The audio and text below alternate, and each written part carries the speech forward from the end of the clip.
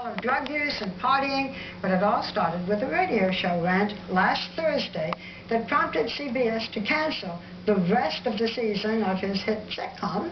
And we just want to show you a little bit of the clip, and then you'll meet the man he was talking to. Take a look. I'm Levine, yeah, that's Chuck's real name, mistook this rock star for his own selfish exit strategy, bro.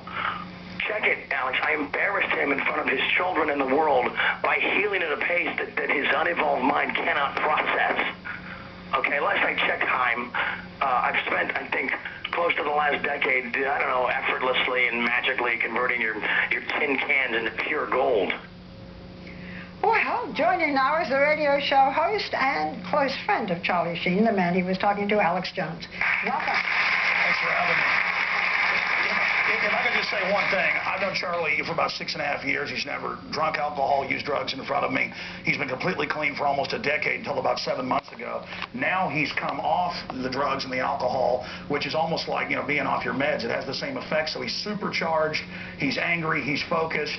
And I know that when they interviewed him at his house, because I talked to him, they interviewed him for about 2 hours. And that's a little kind of joke that's out of context. He's tired of being judged and him being held up as the ultimate demon in this world. He didn't kill 1 million people in Iraq.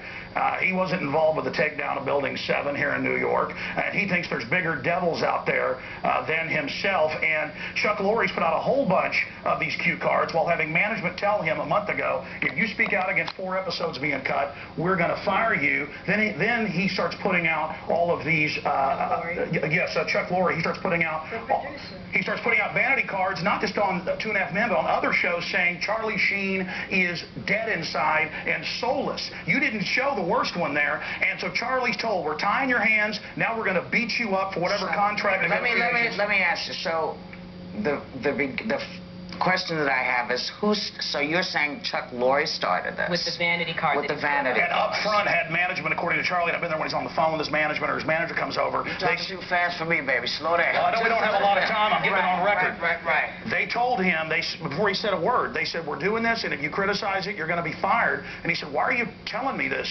You know, I'm going through a hard time right now. But he didn't understand it then. I think they're trying to make him quit or something, so have to pay out his contract or the $100 million in syndication. I think there's some shenanigans going on here. And then they start putting these things out. Then they start putting these vanity cards out, trying to prod him and push him. Tell people what vanity cards are. I don't think people know. Okay, most shows have a logo at the end, you know, like a little dog or the MGM lion.